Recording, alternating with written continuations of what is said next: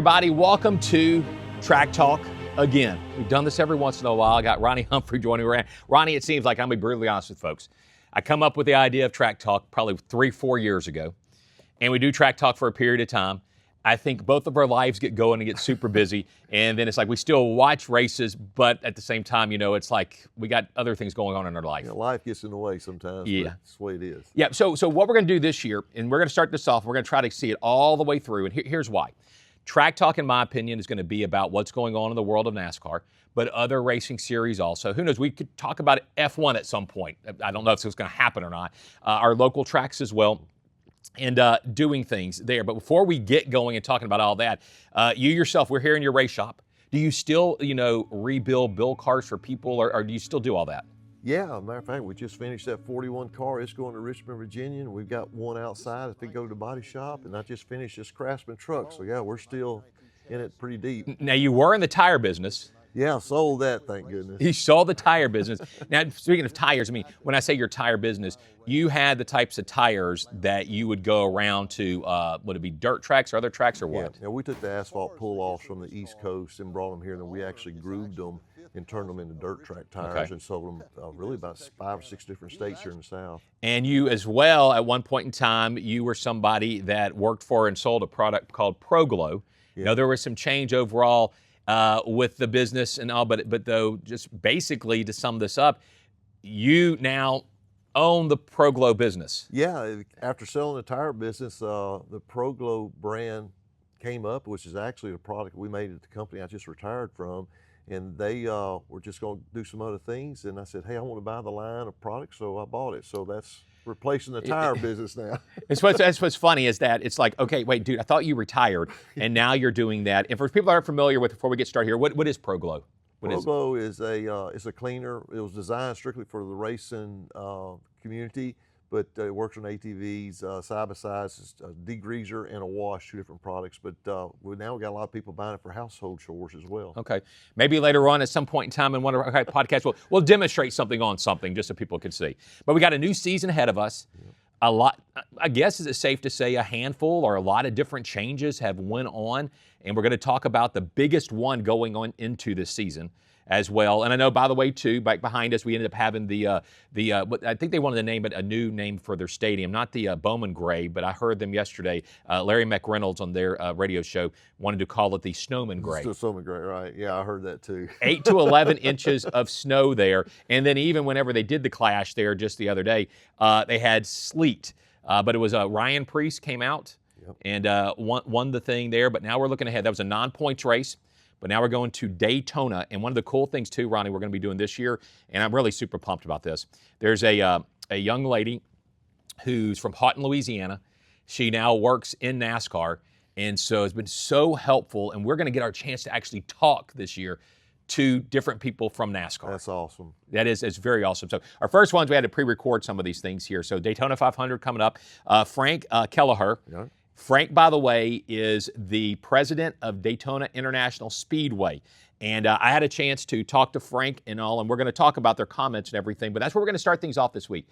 Listening to some comments from Frank talking about the 68th running of the Daytona 500. Take a look. You talk about the format change. I think that's going to be one of the biggest storylines to unfold live in front of us, where the last few years, you have the win and you're in mentality. So when you show up to Daytona, every driver wants to win the 500. They want this trophy right here. So they might be willing to risk it all at the end of the race and not really have to worry about future ramifications of, having a poor finish.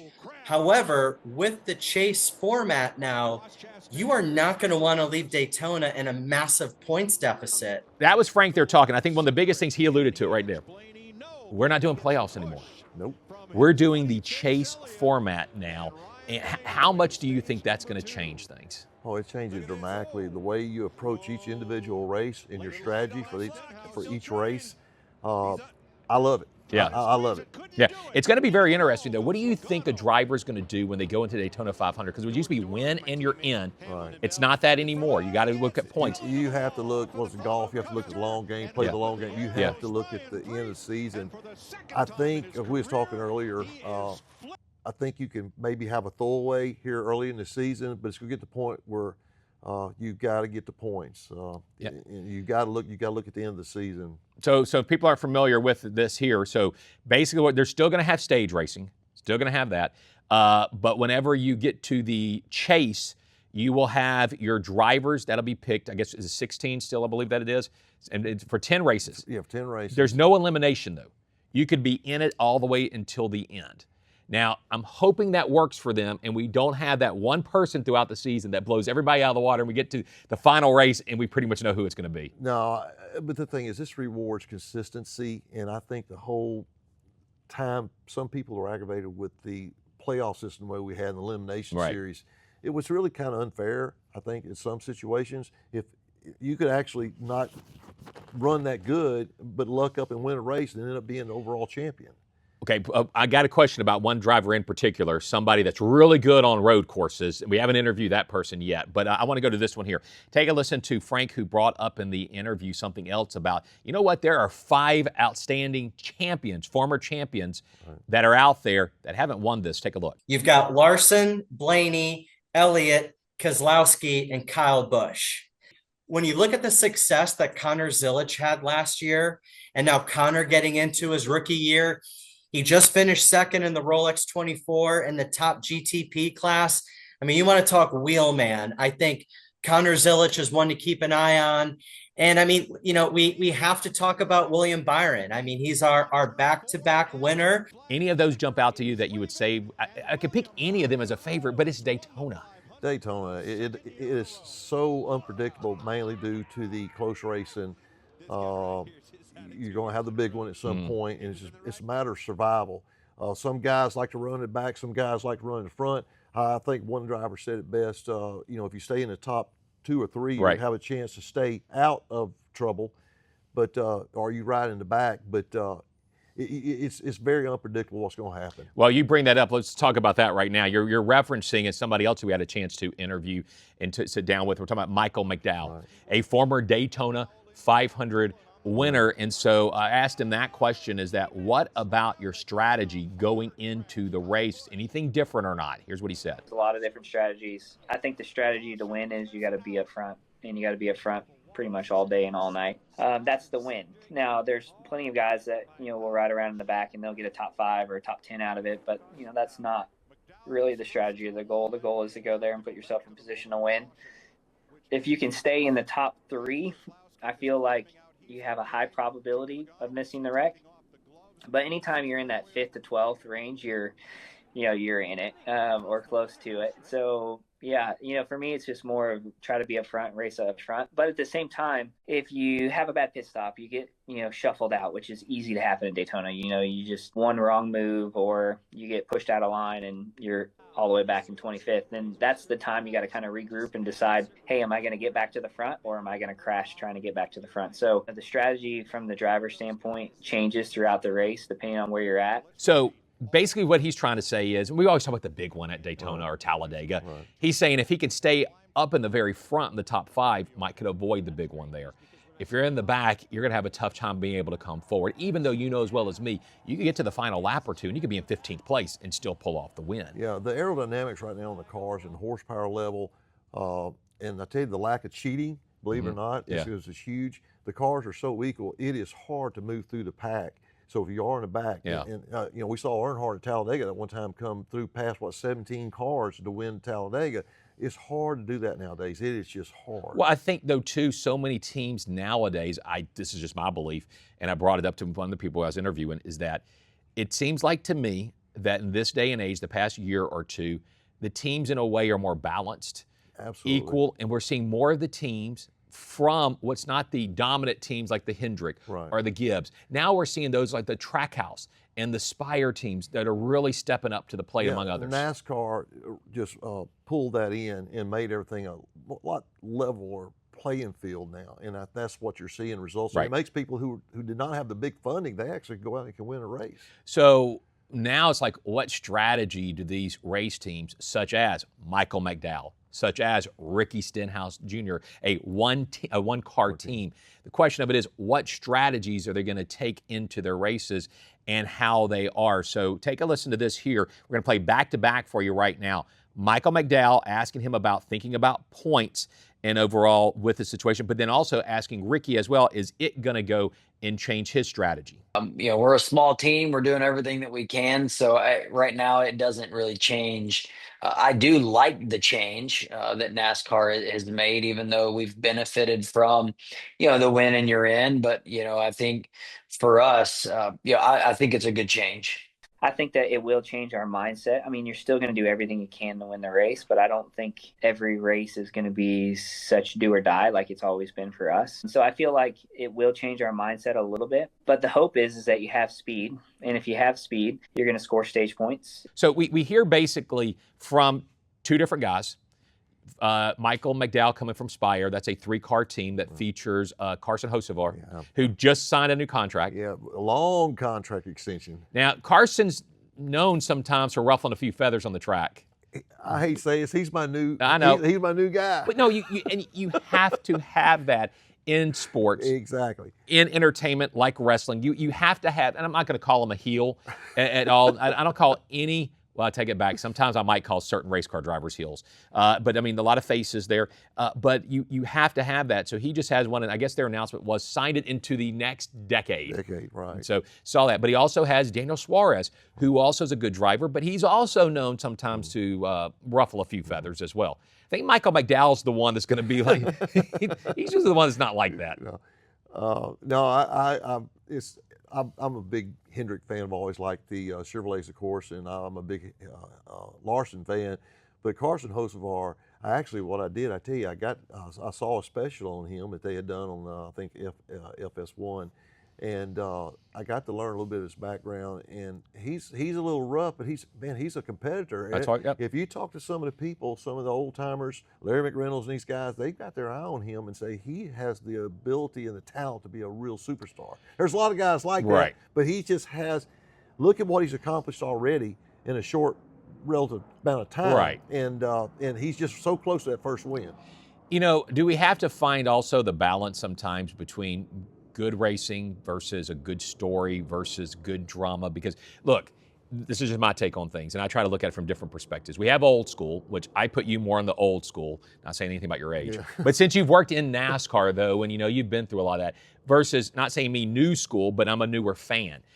But what grabs people's attention, this is one of the reasons why I'm doing this, is because here we are in Northwest Louisiana, the Arklatex. I'm going to be really honest with you. You cannot turn on a television station and see people talking about NASCAR unless there's a good story. And sometimes that happens. And I know sometimes we look at races, whenever we had Jimmy Johnson win all the races, we said it's vanilla. And well, that's called good racing too. But do we need a little mix-up sometimes, though? We need a good story. We need people with rivalries. That's exactly what I think Carson Hocevar is going to bring to the sport. He's a little edgy. He ticks people off.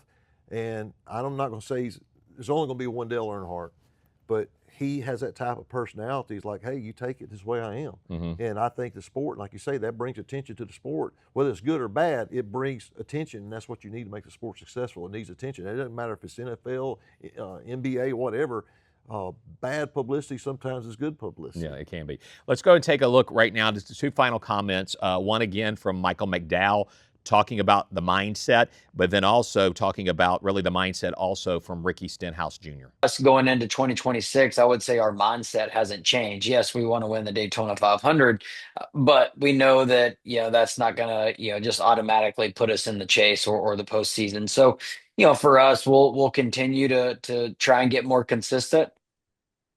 We know that we need to get more consistent so that we can, contend for wins, week in and week out in this series. And so, we're a small team. We're doing everything that we can. So right now, it doesn't really change. I think that there's going to be a balance to it. I mean, we're all racers, and you still only get a trophy for first. So I think that mentality is still going to be ingrained there. I think it'll just be less aggressive where, you're going to take your 5th place days, you're going to take your 10th place days, and you're going to make those count and not throw them, caution to the wind and just try to go for every last little bit. Now, the one thing that I see with the two of them is a little bit different. Michael McDowell seems to be a little bit open to saying, yes, you're going to have to change something up a little bit, whereas Ricky is saying that in a way, no, and I get his standpoint too, but also one of the things Ricky alludes to, though, is that points days are typically more consistency days. Like his mindset is that we're going to have to find more consistency to actually compete for the wins. Right. And it's a challenge also for a team like Ricky's team, that kayak racing there, is it more of a challenge for them when they go into these super speedway races, when they go into those races, because it's just a one-car team. Yeah, you need to rely on that partner, which you don't have, to build the draft. Then it comes down to manufacturers. You get help from your manufacturer, from a fellow team or a fellow manufacturer of the same brand. They'll give you some hand in drafting, but it's really hard not to have a teammate. I want to ask you this here. I brought it up earlier. Here's my deal.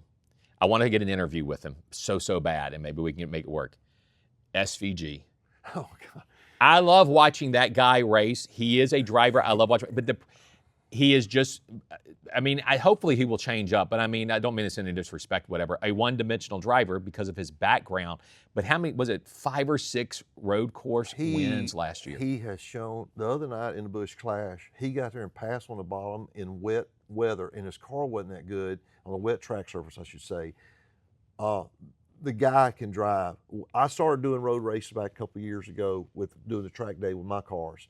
I always called road racing wine and cheese racers. It's not. It takes so much talent to be able to drive a car left and right and hit all your brake points, hit all your shift points. And he is a prime example of just how talented it is to get to be a world-class driver. And in certain conditions in the NASCAR races, in particular races he's in, where it matches his driving style and his history of driving, he can be a superstar. It's going to be real interesting to see what this season is like, considering everything that we now have that are changes. I know we're not going to be able to get into all of this stuff here for the very first one. We'll talk next time around a little bit more in depth about, overall changes that NASCAR is making right now. And it appears to me, at least, and I'll just get one quick thought for you on this, NASCAR appears to be trying to listen, I'm going to say fans, but their base, and they made some changes. Do you think that's a good thing as we look ahead? Yeah. I understand what NASCAR was trying to do in the past. They were trying to broaden the sport and going to California and stuff for the Busch Clash and all, but they have publicly said that we have got to get back to our roots. Yeah. And I look for tracks. Look, we've already brought North Wilkesboro back. I didn't think I'd ever say. I was at that track 3 years ago, and it was in weeds. Yeah. I went up and did a YouTube video from my YouTube channel, and I can't believe in a matter of 2 years later, it's fixed. Now they're talking about going back to North Wilkesboro. I'm sorry, going to Rockingham. Yeah. And that's now in the radar. So NASCAR, I appreciate what they were trying to do, but I think they realize they have alienated a lot of people, and they are coming back, and I think it's going to be good for the sport. I really think you're fixing to see a change in NASCAR. Okay. So those are going to be the things that we're going to be looking at as we work our way through this upcoming season for you. Daytona 500 around the corner. I'll be honest with you. If I was a betting man, I would have no idea who to go and end up picking, because it's a toss-up when it comes to Daytona. But that is what makes it so much fun, everybody. So February the 15th, the day after Valentine's Day, and don't forget, the day before on Valentine's Day, you can catch the new, in a way, O'Reilly Auto Parts NASCAR series on the CW as well. That is as far as KPXJ Channel 21 here in town. But folks, we appreciate it. Track Talk, catch my other podcast as well, the Barksdale Bubble, and also Bayous and Backwoods, and we will see you after the Daytona 500.